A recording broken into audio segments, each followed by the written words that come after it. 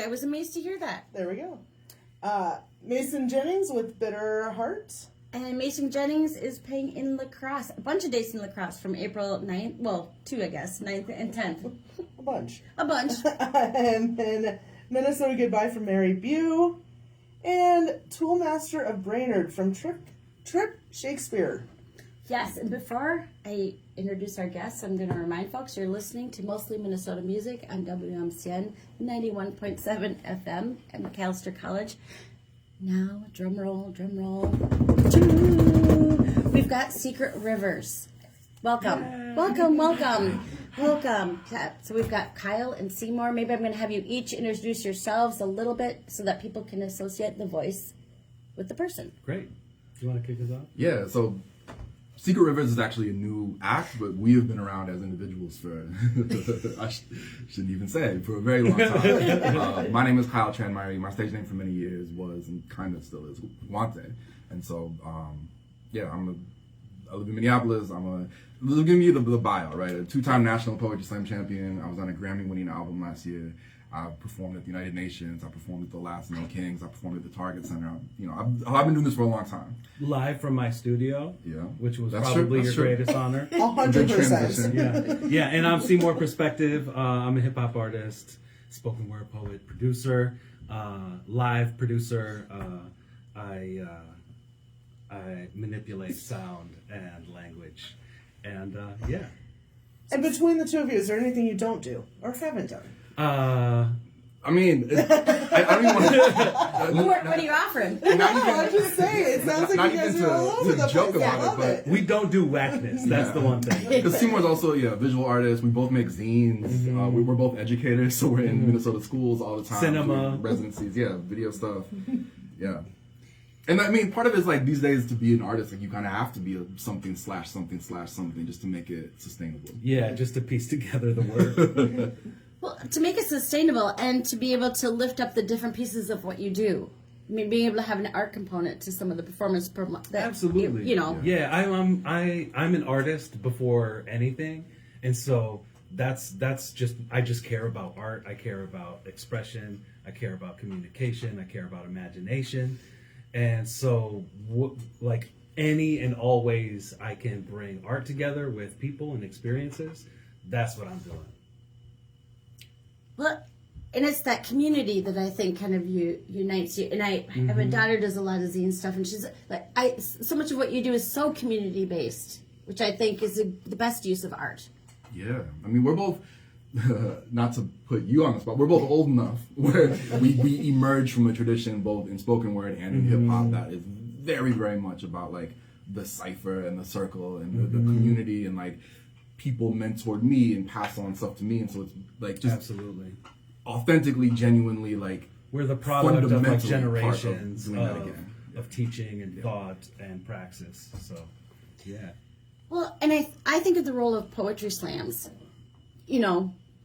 20 years ago for sure. I'm trying to think, more than that in some cases. I think that did so much to popularize poetry again, to make it live, to make it exciting. And I'm a huge poetry fan. I mean, I used to go to poetry readings all the time, but the poetry readings that I went to, and I'll age myself while I was in college, was not poetry slams, and I think that brought a huge life into poetry again. Absolutely. Like, that's what we say about slam, is that it's kind of just an excuse to get people really excited about literature in a way, and performance, of course, right?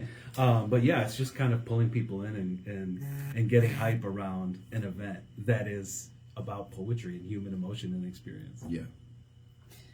But and so much more important now that everybody's got a huge computer in their hand at all times. You can be entertained enough and never leave your home, but it's the community that gets people out, I think. Yeah, absolutely. Yeah, it's the thing we talk about in when you do like teaching and stuff in a middle school or high school, that like, why are we studying poetry? Kids don't want to study poetry. Teachers probably don't really care about it. Like most people don't care about it, but then we have to get past like the vision of poetry is what you learned when you were in 8th grade versus this vision of like actual living, breathing human beings going to an open mic or a slam or an action, like an activist action or another event, a cultural event where they are telling their stories and authentically listening to each other. And like, that is such a rare thing in this culture right now. And so I think it's really important to embrace and cultivate it. Yeah, like, and that's such an important point. The listening, like, we are lacking so much listening in day-to-day life and in discourse and all these things. So it's like, that is so important that we're hearing each other out and lifting each other up.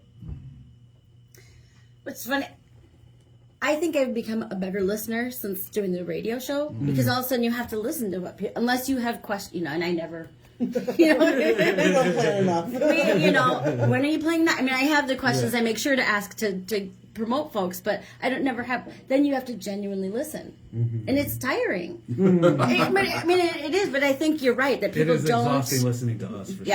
I understand. But paying attention Yeah. enough, and then drawing yourself in enough to that is a real. As you say, it's an exercise that people have to learn or relearn. Yeah, absolutely. And it comes back to like all of these connections that our brains are making all the time. And like the more you do one thing, the more you ask certain questions, the more you connect with people in certain ways, your brain gets used to it. It gets better at it. And that goes for the positive and the negative. So That is a good point. I forget that it also affects the negative. well, You know what I mean? but it you does. can steer, right? So Well, it's kind of that's- about saying, oh, which track am I digging for myself? You know, really, in the way that I think about things and the habits that I develop as a thinker and a person in the world. Well, yes. How are you developing your muscle? But I just, and I've always thought about it in a positive way, but I never really like. Oh yeah. Oh, well, sorry. No, it's helpful. It's super helpful to think about that and to say, oh, I just dug my toe.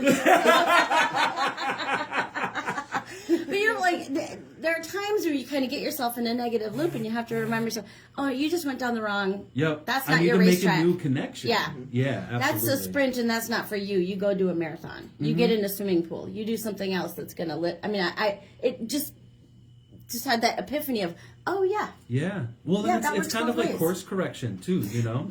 So it's like, I think a lot of us have this thought. I think it's kind of prevalent, especially right now, but like, like the world is this place that all this bad stuff is happening.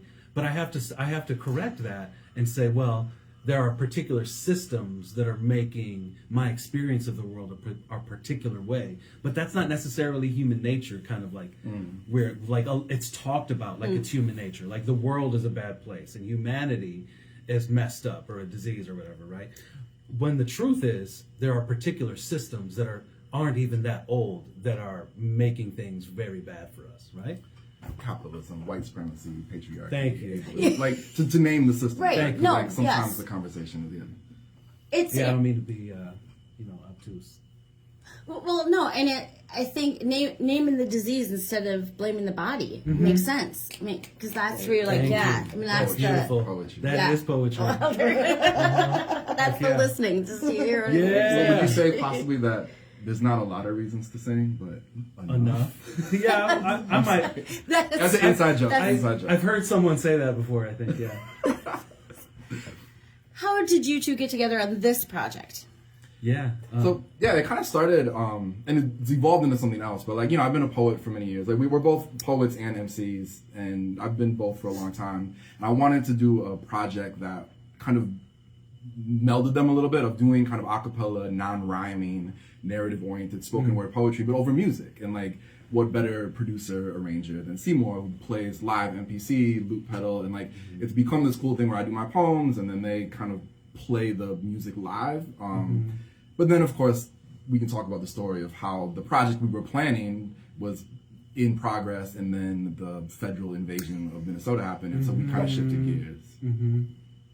Yeah. And so we've been collaborators for years, for a long time. And so we've always been like, oh, when are we going to get to that like project? Or, there's always these ideas. There's kind of like a laundry list of different projects that we'd like to realize. And it was kind of the time for a version of it. And then, yeah, all this happened, and we were just like, okay, let's just put our best work addressing this issue forward right now and just both get behind it and push it into the world, and you know. And I think it's important to also name that it's a fundraiser, so it wasn't just like, let's write some cool songs and cool poems and like be amazing and inspire people. But no, it's literally to like whatever platform we have, whatever audience we have access to use that to move money into the one that this project is supporting is the Neighbors Helping Neighbors Twin Cities Ice Relief Fund. Yeah, absolutely. And so 100% of the proceeds go to that. And, you know, in the first day, we had helped pay somebody's rent. So that was awesome. And I think that's so important. I think that, I mean, you hate to say it, but the silver lining of the invasion is that we all stood up. We all stood up with all of the different skills that we have. Yeah. You know, the people who can cook, they're making food for people. The people who can drive for groceries, they're doing that. The people who are can stand on the front line, go to the Whipple building. Yes. Stand on the street corner, or just like keep an eye out through their window. Well, that's like it. All of these different things. Absolutely. Just absolutely, and then the musicians and others who have stood up for because at some point we're going to run out. The Twin Cities will run out of money. Do you know? Like we need money for coming from outside because at a certain point it's going to break us off. I mean, I don't want anyone to think that I think ice is gone, but it's a different time now than it was 6 weeks ago or a month ago. You know, it is a very different time, but still, a lot of people are affected. I mean, I think they're just getting sneakier and meaner. I mean, tough to say they're meaner, but sneakier, you know. Well, that's actually, I mean, not to go off on a long tangent, but a couple of weeks ago, we had this big like virtual event talking about how can artists show up in this moment. And the whole point of that event was to say that, like, yes, we should write songs, and yes, we should write poems, and yes, we should create visual art, but that isn't all we can do. And like one of the major points that came from that is artists have access to audiences that organizers might not have, or that mutual aid kind of organizers might not have. And we can use those platforms, whether it's a social media platform or an email list or like literally touring and playing shows to bring people into the work who wouldn't be in the work otherwise. And like that can be a deep, meaningful thing. It can also be literally just moving money, moving resources, like moving attention, amplifying the calls to action from like immigrant-led organizations, stuff like that. And so that's what, you know, we've been trying to, you know, even though we have an impressive bio, like we're nobodies. But that's part of the point, right? Like you do not have to be super famous to move this attention. You do not have to be super rich to contribute to a mutual aid effort. Like it's everybody's work. Because everything matters and it all adds up. Yes. You know? And I think part of our job right now as being artists in the Twin Cities specifically who've lived through this stuff and seen a lot of these things like fairly intimately is reminding us that like this is the future. Us taking care of each other, like we have the answers to capitalism. We have the answer to policing. You know, we can take care of each other. We can show up and we can, and it's like the ghouls are here. You know, when people talk about, well, what are you going to do? If you're talking about abolition, people might respond, well, what are you going to do when somebody, you know, comes into your home and wants to take you away and fly you to a different country or kill you or whatever? And it's like, well, that's happening. That's it. Yeah, we're here. And this is what we're doing. It's moms, you know, with casserole. I was going to say, it's a lot of the matriarchal model where it's decentralized and it's important to recognize that. And it's when you're in the thick of it, you don't necessarily realize it, you know, when you're... Well, yeah, it's like, you know, not seeing the forest for the trees or whatever. And, you know, not to be too on the nose, but maybe part of the role of artists is to maybe be able to step back and name what other people are just experiencing in the moment. Absolutely. And, like, contextualize it, bring historical context. Like, well, how many times has, like, seeing a story that we understand told... How many times has that affected us and helped us in being able to name things, giving us language for things, giving us a framework? I think the biggest lies that we're told in society are that we're alone, you know, and it's just not true. And so artists help us remember that. Well, and a key word for that too is the remember, because it's what the art is doing for us now, but what is it going to do for us in a year? In 12 years, in 25 years, you know? You think of some of the songs that you hear people sing in the front lines, those songs have been around forever. Yeah. Forever. Yeah. We shall overcome. I mean, you know, even This Little Light of Mine, which is a favorite in some places, you know, that is, as you said, the language that we move forward. Mm-hmm. Well, even I think of like Bob Marley, like, you know, such a light, such a force, like such a communicator. And even though, you know, he can be kind of like oversimplified in a lot of ways for mainstream audiences, you know, like he was performing and re-recording and redoing a lot of the same songs for his whole career, artistic career, you know? And so it's like just finding ways to be creative and to engage with things that are important to say, like, you know, abolish ICE.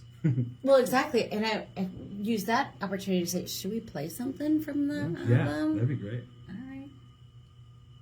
What? This is the one that we're... With you at 2, and I just happen to have one of the 2 up. Mm-hmm. Do you want to tell us about One Does Not Simply Walk into Minutes? Yeah. Are you okay with it? No, if you don't want to play this one, we don't have to. The thing is, on the project, we have one song together, and then we each have one kind of solo song, and so we're like, oh, which one is it going to be? Yeah. And we're going to, later, I think, perform the one we have together. And so he won. Yeah. And so that's but I mean, I promise I was not playing favorites. Yeah, this was a kind of rewrite of an older song. A DJ asked me to give the vocals to them to do a remix, and I decided, okay, I'll give you the vocals, but I'm going to rewrite it. And I ended up rewriting the entire song just to be everything that I want to say in this moment about what is happening. And I hope it's the radio-friendly version. Yes. Okay, cool. Yes, it is. Cool. All right. Perfect. All right, here we go. Should be. Says it is. There. This is what gives me great hair. Just that 2.5 seconds of, oh, what have I done? yeah, totally. It's like that 2.5 seconds of silence. Yeah. Is like horrifying on the Well, the radio. thing is, in the song, the beginning is Seymour. You can hear 1, 2, 3, which I love. Like, Yeah, kind of I do like it when moment. it's, yeah. Like, Yeah, because this is performed live, right? So I'm playing the Nice. we should music. talk about after. Wow, Yeah. yeah. Well, and we're still on the radio, and we're talking. We're on the video, but not on the radio. So, yeah. We talk about all the mistakes in the song. Mm-hmm. Director's commentary. Like right there, your voice does a thing that I just really don't like. But we needed to get this out, so we had to just run with it. That's, and we're on, we can play anything that you want out there. Yeah. Cool. So. And then we are also prepped to share the one song, just a cappella. Oh, Awesome. That's right. I like this. I got friends who are socialists, friends who are anarchists, friends who are pacifists, and friends who've been activists for decades, and friends who are just trying to get their rent paid, doing an invasion. Forget the label of affiliation, it's just friends. Yeah, and then we're planning, not so much of a spoiler, but for Saturday it's kind of a mishmash. It's like the beat from one of the songs and the chorus from one of the songs, and then like Verses from different ones. Oh, nice. So it'll be kind of a new thing, but family friendly, appropriate for the space. Yeah. I'm really excited about it. I'm always pushing it back a little bit. Like, how family is it gotta be? Yeah, right. Yeah, I'm like, I don't Well, know that. who's family? Well, that's. Well, the first No Kings, I remember the punk band who played before I performed was like, Well, that's. Was it? I booked all because you did the spoken word stuff, and I had most of the bands that time, and at that point I was like, yeah. but that was the morning that. Yeah. Support myself. So then all bets were on. I mean, it was just everything. Yeah. And I actually did because that must have been Surly Girly, and I do remember saying, let's just try to. But then I went to go live stream but I'm walking down from the cathedral, and all of a sudden I can first I hear Voyness's voice, and I can hear Donald Trump can say, and I'm like, oh my god, wait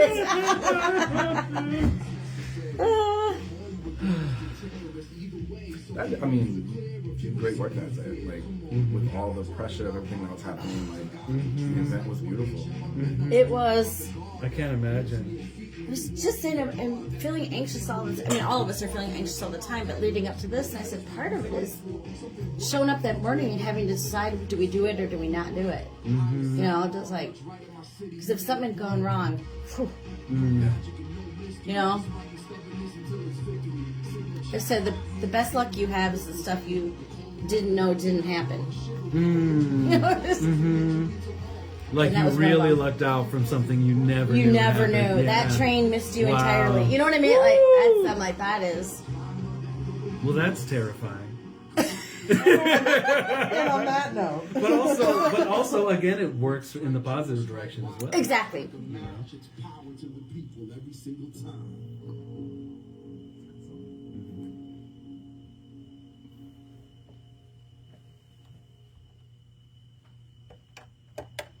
Secret Rivers. That was beautiful. And you are in studio. So Yes, indeed. yeah. That you were talking a little bit about how you play that together. Yeah, because that particular one is me, Kyle, on the vocals, but then all produced and played live, right? Like it's not just an arrangement in the track. You want to talk about it? Yeah, absolutely. So it's a composition that I arrange on the fly, and then I play certain elements live, and so I'm always it's very alive and moving in the moment. So when all of these recordings, like there's not like it's not sitting, it's not sitting in sound waves on a computer as a painting. It's like it's living, and when we record it, that's the version that we have, right? I love that. I used to go see a lot of noise, which is kind of the same, where people have their stuff and it's different every time. And but I often think, and you guys have more of a pattern of what you're doing than when I'm going to go see noise. And Sure. you used to have to write reviews, and I'd be like, it's like dying whale meets, but there still is a huge element of trust on the stage when you're doing something like that live. Yeah. And flexibility. And flexibility, and that's the thing that we just try to remind. I'm always talking about that for our shows. I'm in a couple of different groups, and it's just like whatever happens, like we're alive. We'll continue in the moment, and we will respond and just really take care of each other. Yeah, a little bit of the benefit of age and experience of being able to be comfortable enough in your own vocal delivery. You know your rhythm, like you know your words. That like whatever you do, like I can adjust to, and it's fun. It's not to it's jazz, it's improvisation without being pure like freestyle improvisation. Right. Because there are kind of patterns in it. Yeah, it's kind of like there's all these different pieces. Yeah, that I'm able to access in the moment. Which is, again, a great lesson for life. And something, for most people, you got to be a little seasoned before you can trust in that. Yeah, before you have that savoir-faire. Yeah. Where you, instead of making up an answer, you say, hold on, let me take a beat. Well, then it's doubly flabbergasting to me because Seymour also is a vocalist. So they'll be playing stuff on the MPC and like messing with the arrangement, and then we'll have to come in to do a verse or like the hook or something on the microphone, and like I have an easy job. All I have to do is rap and do poems. Yeah, it look good. Yeah, it's fun. It's nice for me because it gives me something to like focus on in a different way, which is nice. Like some of us in the room are like, well, what? No. As a performer, like it's like I'm not just standing there. It's like when the lead singer has a tambourine. So like during the guitar solo, they still have something to do. Like, that's exactly what I was gonna say. The tambourine I can understand. The rest of it, I'm like, that seems like a lot going on in your head. It is, yeah. Well, because the imprint of like how it all looks like in the end it's just all in my brain. Well, and that comes with that flexibility and the kind of. So if you mess it up, and I'm using the air quotes for the radio. I love to use visuals on the radio. But absolutely. If you mess up, you just have to have someone next to you who's going to roll with it, because the messed up version might be the best version you've ever played. Yeah, absolutely. Yeah, absolutely. I mean, and there's like these legendary tracks that somebody's completely out of key or whatever, like there's these incredible stories. So here's someone yelling in the background. Yeah. It's been a lot of fun just to play live with that, at least a little bit of an element of improvisation and things being different. Because like I'm trying to be careful to say I don't think what we do is better. Like if you play with a live band, that's great. If you play with a DJ, that's great. If you play with your 1999 iPod plugging into the iPod, like that's great. And we've done all of those. Yeah, totally. Yeah, this has just been a lot of fun. It's like food. Sometimes you want potato chips. Sometimes you want. Well, now I only want to perform this. Yeah. One. We all go through. That's my cuisine now. Yeah. That's. And yes, And how I'm gonna just say, and how forever, or do you like this is I it think for now? so. For Yeah, because it's like this kinetic creation. It's in, you know. I would rather just kind of be in concert with all the different elements rather than have anything super fixed. That's amazing. It feels like it takes all of your experience as a producer, all your experience as, you know, doing DJ stuff, doing MC stuff, and like it feels like a perfect kind of synthesis of all that history. Yeah. Like, you can really express yourself. Yeah, absolutely. Yep. And then like when we play live, there's also, you drop in little vocal samples of like people talking or like from cartoons or from all over the place, and like it's this multimedia juxtaposition thing, which is really cool. Yeah, which I love, which is just kind of like I am this intersection of art and art forms and thought, and so I want to express that to the greatest of my ability. The very first voice you hear on our album is actually not us, it's Octavia Butler from an interview talking about like why science fiction, and she talks about how there's no borders, no closed doors, and like it's such a perfect setup for what we're talking about. And it's kind of meta in that way too, because it's like what we're talking about in terms of like, you know, abolishing borders, right? And then the form of science fiction, which on the surface you may not necessarily see in some of the work, but is baked in for sure. Here's my. Do you think about what you're going to do? Like if you're walking down the street, do you do the show in your head too and think, oh, that would work here, this would work well here, or is it all just improv at the moment?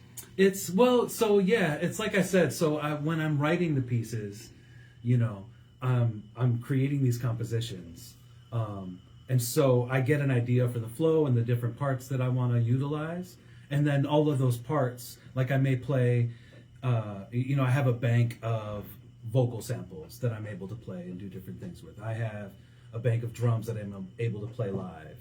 I might have a bank that's like, here's live bass that I'm going to do for this section, or that I can if I want to. If I want to extend it and have it kind of swirl out into the psychedelic science fiction sound, like I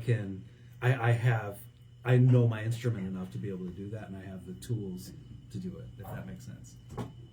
Now I have to admit, I feel like the more I describe it, the less people understand. Well, no, and I'll put my glasses on to say, you won't believe this, but I was a librarian for many years. Awesome. So it's my librarian brain, Yeah. where I'm trying to think of how you would reach into all of the knowledge that you have. But it's just, no, it's an instrument. You're not running a library. Yeah. You're running an instrument. So, and that's just me getting my own head out of how does that work? Like you just, it's like I'm more the library, intuitive. Yeah. And then the instrument is like a tool to access different parts of my library. Well, and that's why I think this form of music, because it does feel like it is an extension of you. Your voice is obviously an extension, but then when your hands are so yeah, it's not as that much is of a some beat boop as people scientific might think it is, you know? or science fiction stuff where you've become the the technology is like, because of course it's not a guitar, but it's 100% an instrument. You know? Absolutely, and I prepare it and I rehearse with it, you know, and that's how I'm able to do what I do, right? What's that? Like that's in my head, that's all I see. And I'm like, listen to my poem. It's very respectful, thank you. But it's a good kind of type A, type B, yin yang, like whatever metaphor you want to use there. Because like I prepare, I rehearse. Like when I did my a cappella poem at the First No Kings, I probably ran it 50 times, just walking back and forth in my basement, saying it out loud, because I like to be prepared. But then when you are prepared in that very organized way, it gives you more freedom actually to like to improvise and to move in different directions. And that's why I talk about like the preparation that goes into it as well, and like, you know, your instrument, you know the sounds, and it's like that's true with any instrument, and then it's true of a sampler. you get to the same place from different directions where you had that comfort with it. Just Should we play another? Oh yeah, if you got because that's there's the Salt of the Earth, right? Yeah. If you got the clean one of that ready to go. I do. I'm prepared. Great. So that's Salt of the Earth. I think it kind of speaks for itself. It's kind of it's a song that's kind of saying that it's okay to like not be afraid. and that what we're dealing with is positions itself, fascism, white supremacy, these, you know, patriarchy. They position themselves as all powerful because they're too weak to stand on their own. And so naming that and calling it out, and I kind of needed to make a song that I needed to hear. So when I realized that I'm making something that I need, I'm assuming there are other folks that need it as well, and so I wanted to make it available to folks. Okay. Salt of the Earth by Secret Rivers.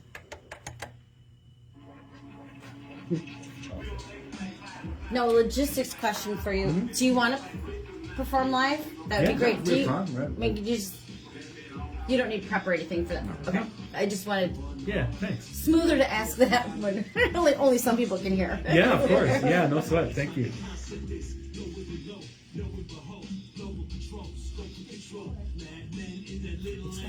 Voice in the background, that spot. It's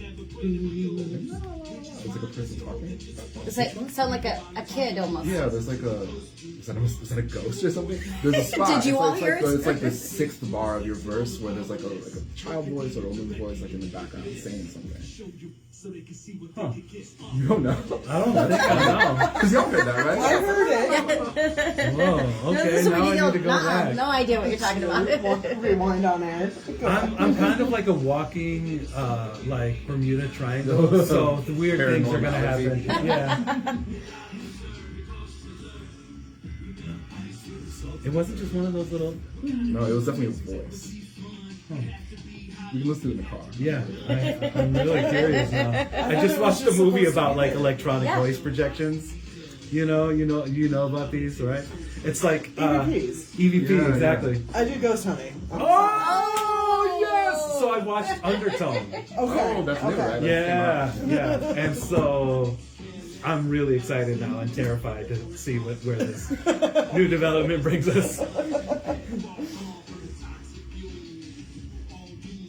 Yeah, if you ever want a weirdo artist person guest on some ghost hunting, I would. Do you want to go? I would go. I would totally. It's been a while since I've done one. The rest of us are off the hook. Thank you. Yeah. Nice. Yeah, I'm trying to get her and my boyfriend to go, and there's no way either of them will do this. I think that'll be so fun. No. I'll let you know. Cool. And then I could take samples of what we record. Absolutely. You know? That sounds dangerous. I know, right? It's like I joke with Kyle. I'm like, I sampled an actual ghost for this one.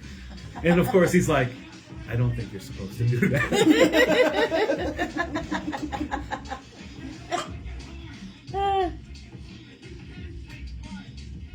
Yeah, so the opening sample is Fred Hampton. And then this is one of the Berkeley free speech protesters, right? I forget the name. I'm blanking on it too. It's like an Italian. It's so good, yeah. It's such a good, like, the quality of their voice. And it's so passionate and musical.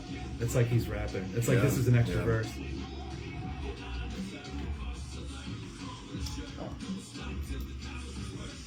When did I do the call letters last? Right at the beginning, so Because that also they got to get by business. Just do the call letters. Oh, Yeah. Yeah, please sign the wall if you can find the stats. Sounds good.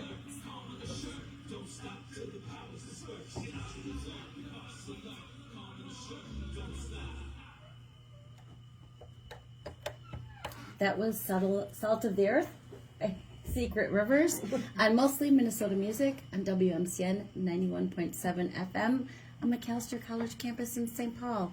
And we have Secret Rivers in studio. Yes, indeed. Thank you for having us. This is a lot of fun. Yes. It's fun to hear you talk about the music as you play it. And noticing ghosts in it. Well, there's that, Yeah, definitely. Yeah, that's always an added benefit is a little bit of spookiness. How often do you go back and, listen to something you recorded and feel like maybe you made a wrong choice on something you did? I don't feel like I made a wrong choice, but I feel like something phenomenal has happened. Okay. So like there are things where I hear something and I'm like, whoa, there's a voice or there's something happening. The ghost. And I'm like, yeah, kind of. And I go into it and I try to isolate it because maybe I want to turn it up a little bit, or I want to adjust. I want to put some delay on it or something, and then I can't find the sound. Like it only lives in all of it together. Oh. Yeah, that's really interesting. But you really have no regrets when writing and planning out sounds and, I regret everything. Like, I want to, for any artists who are out there, like, it's valid either way. Like, you can be super proud of all your work, but, like, I don't like anything I did more than, like, a month ago, Well, yeah, I mean, anytime I finish something, I'm worried, or as I'm working on it even, I'm kind of like, can I do this anymore? Can I write a rap verse? Can I produce a beat that I like? And it's just half a second. Yeah. It's quarter of a second. But it's like this weird anxiety, and I think it's just part of being an artist where you have to be questioning the value of what you do.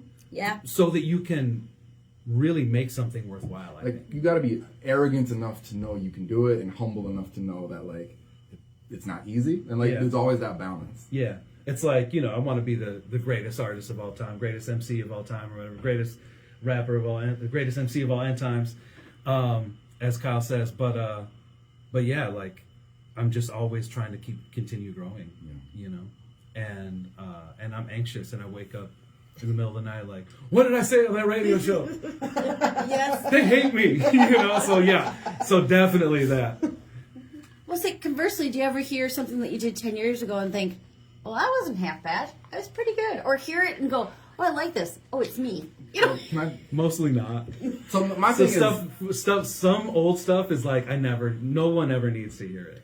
Yeah. It's interesting. Is it online and can I play it right now?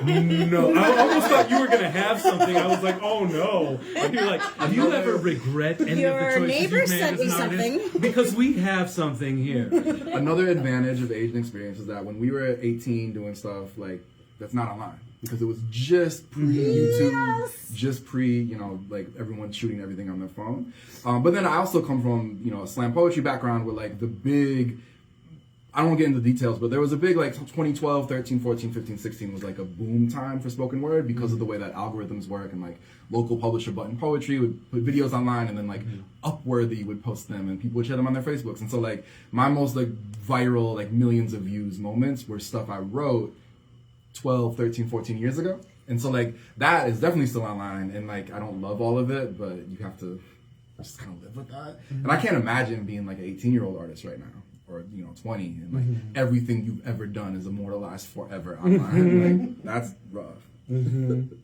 Yeah, I just think it's so important to like you said, have the humility about it. Like we're just trying to contribute. Yeah. Like really, this art is just about connecting with people. It's doing what we can with the tools that we have. Better to be timely than to be timeless. I think sometimes there's a lot of pressure on artists that like it only has quality if it's timeless. If someone can listen to it 30 years from now and be like, oh, it's beautiful. But like I don't believe that. I think write about the thing that is happening right now, that is in your body, in your spirit, in your neighborhood. And then like if it doesn't make sense in 5 years, like write a new thing, right? Well, a lot of the most timeless art is kind of specific. It's like, oh wow, this is a very specific point of view. It's a specific point in history. They're speaking directly to it, and it's so relevant 100 years later. Yeah. That, Nina Simone, Public Enemy. Yeah, but sorry, go ahead. well, no, I just say, I mean, yeah, and with some of it, and I'm thinking about literature now.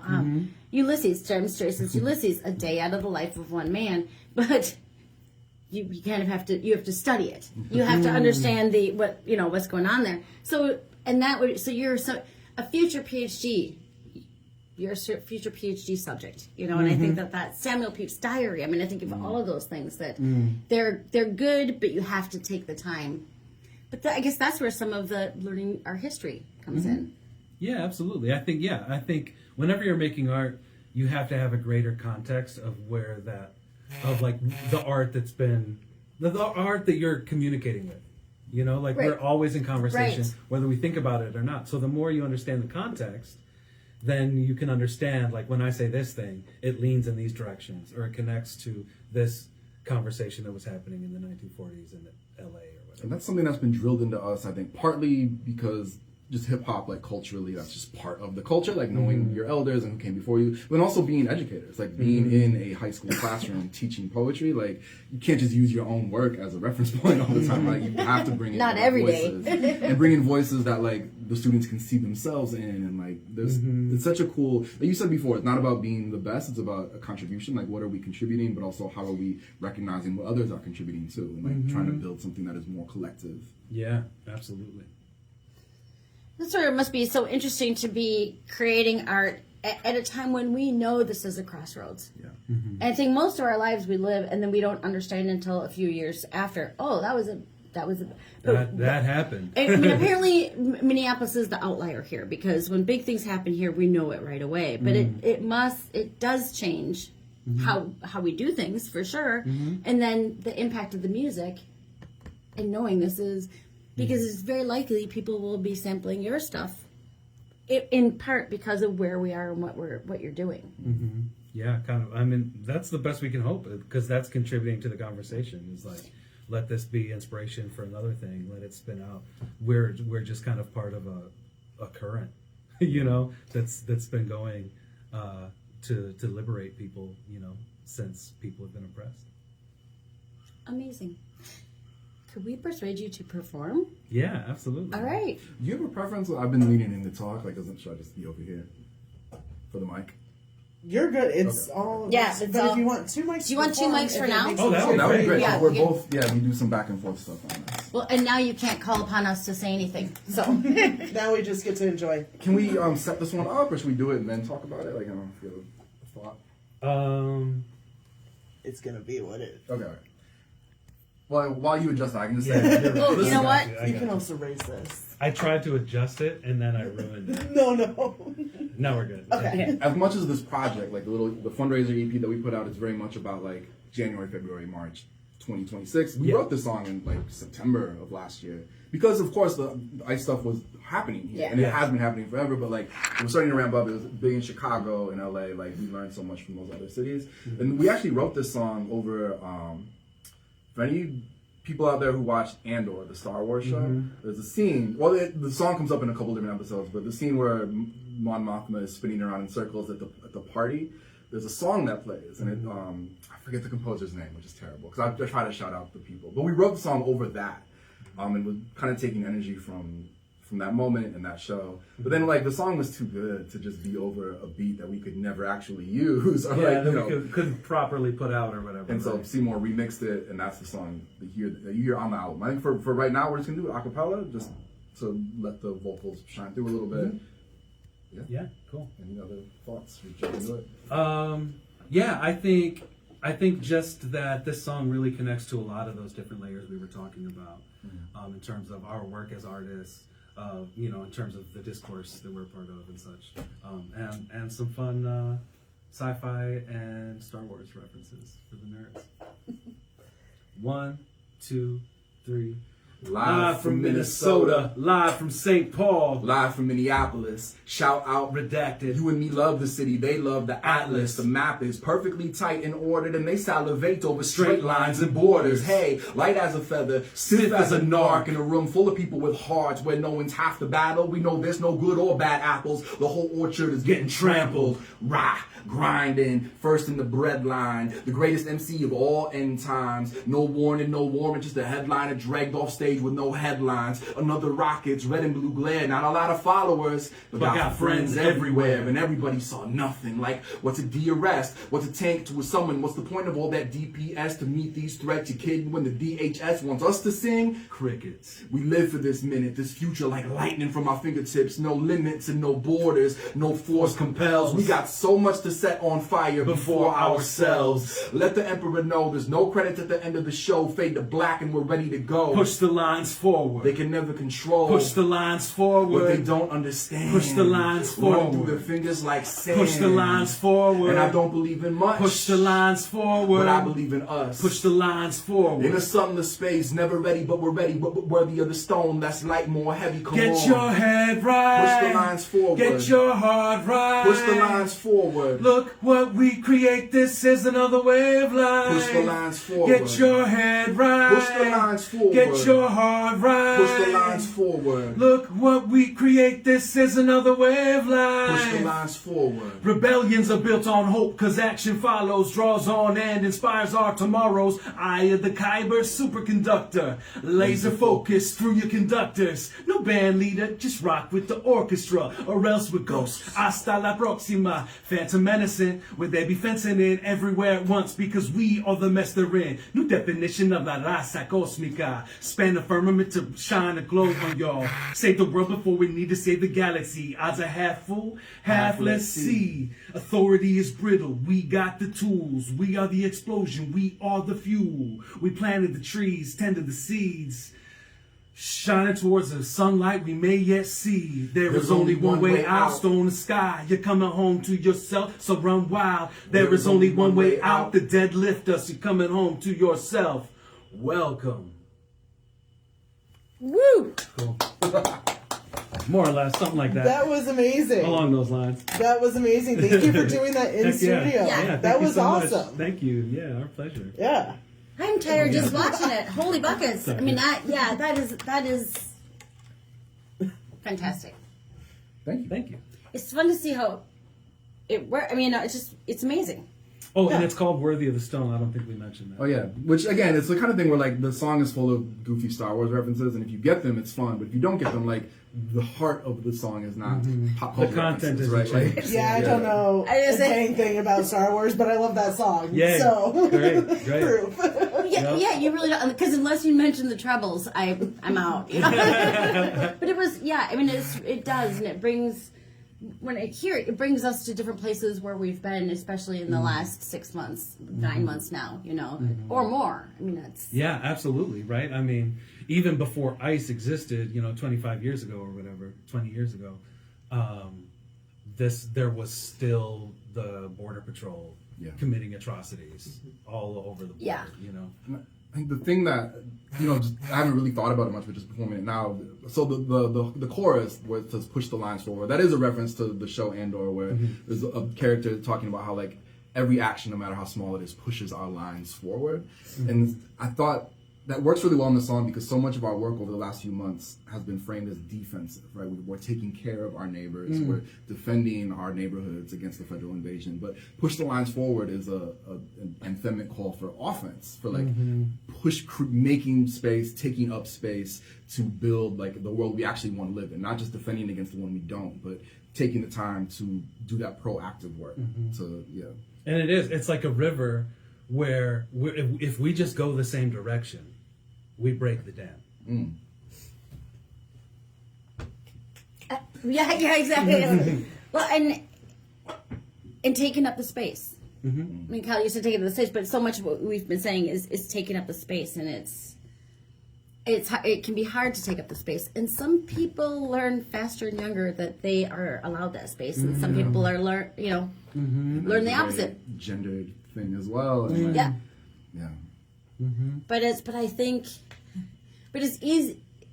It's easier to take up the space if you're taking up the space with someone else, for someone else. Yeah. I think that's what I mean. As you said, if we all go the same direction, break the dam. Yeah, absolutely. I was at an art event yesterday where my partner, Kat Parent, and I were doing some screen printing, live screen printing, and we had some art available to raise funds for rent support.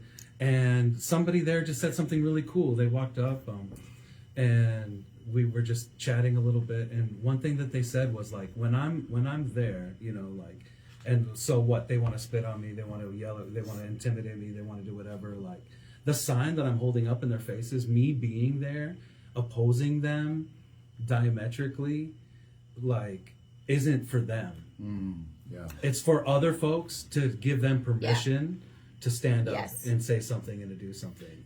And this was like just a neighbor. This wasn't like, a celebrity organizer or whatever. Right? That's such a good example of how like, not to be too on the nose, but like that's an art thing, right? Like when you take up space, it opens doors, it creates space for others to take up space. When you sing a little bit louder, in a quiet situation, you're giving other permission. People, But like that's the thing where like you don't have to be an artist to do that. Like everybody can do that. And I love the connection there between an arts practice and just like being a person, like being a neighbor. Yes, absolutely. And I think, the most important stuff we're probably part of is the stuff where we're just people helping people, you know. Well, and that's it. Of course. Always. In fairness to her, she's phoning from Ireland, so she doesn't know the time. Fair. that's fair. But, We love you, Ireland. yeah. She, it's some of the things that so many people have done that they can't really talk about. Yeah. That when that comes to light, I think people will be amazed because it's, you know. And there's so much that probably won't come to light. Oh, right? absolutely. Like, so much of the work Absolutely. is public facing, but then more of it is not public facing, and that's just the way the work is. If you're doing this like authentically and genuinely, right? Yeah. Because there's plenty of people for whom it is only the public facing. But Yeah. I actually think it's not plenty. I think that's a small minority of people. Yeah. I think a lot of people right now, especially in the Twin Cities and Minnesota, are authentically activated. Yeah. Whether it's for Again, the first time or not. this is neighbors helping neighbors, you know, and that's just what we continue to see. Well, and that's where everybody brings a different talent. Mm-hmm. You know, funny conversation with my sister who makes something called lasagnas for love, and then she sends them. It's like out of Chicago, and she's like, I was like, well, I could do that. She's like, oh, don't do that to anyone. don't you be making your horrible lasagna. But, you know, we all have our different lanes. We all have our different lanes, and that's And as long as you're doing it authentically, and everybody needs something. Mm-hmm. Absolutely. Well, and you know, we all have, maybe I wouldn't say lanes, right? Like we can change lanes. We just gotta get where we're going. You know? That's exactly But right. absolutely, we have what we have, and what we have is valuable and worthwhile in concert with other efforts. Exactly. All right, I'm going to shift gears entirely now because I'm looking at the clock. Mm-hmm. Hey, what are you guys doing next weekend? Yeah. let's talk about you being at No Kings on the main stage at No Kings. Yeah. Yeah, that's gonna be really wild and cool. Just being with a mass of people like it gives you this profound sense of that water moving in the same direction.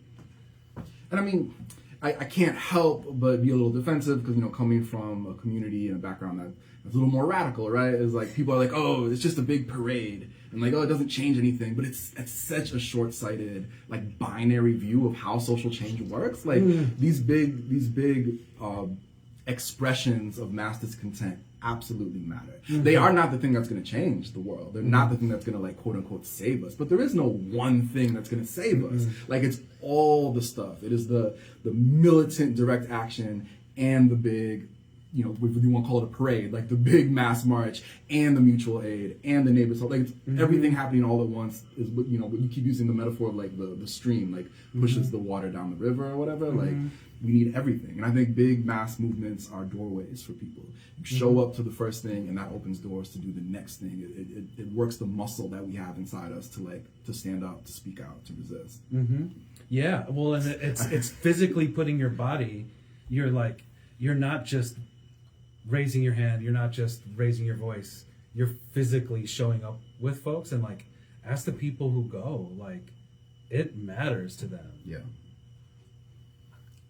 Thank you. I don't know if you can tell that I'm a little defensive about that sometimes, but I think you should be. it's a I think more common people should be. attitude, and I think it's important. And again, on both sides of it, right? Like, if like, oh, they don't do anything, like, that's the thing we can talk about. But then there's also the other side where it's like, well, if we just get, what's the famous thing? Like, if we just get 3% of the population to come to a rally, that will overthrow fascism, and like, that also isn't true. Yeah. But I Right. think having a less binary view of how change works But is if we really, get really important. Yes, absolutely. And also, if we get 3% of the Minnesota population to just walk over Whipple, Yeah. that's a thing, right?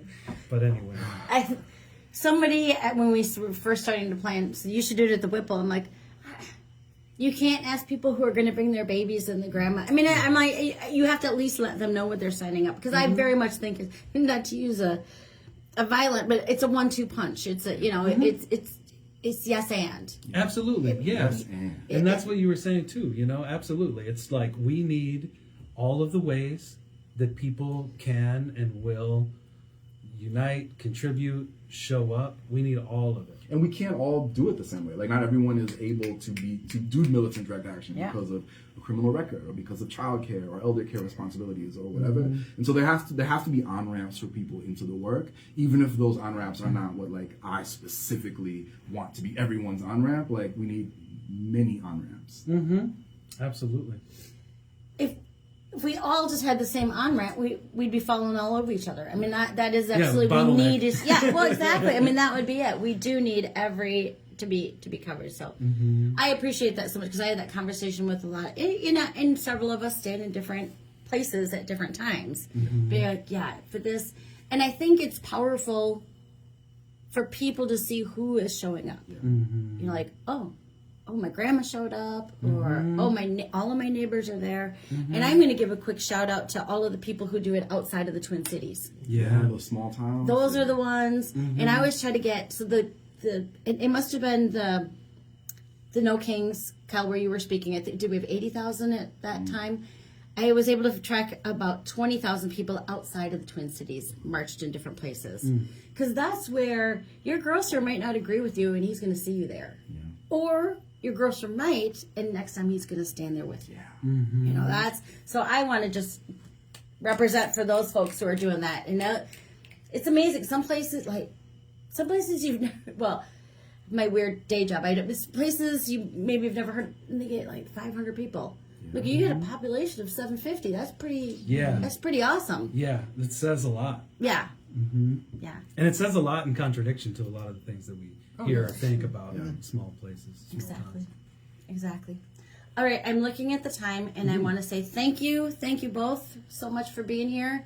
I look forward to seeing you next weekend. Thank you.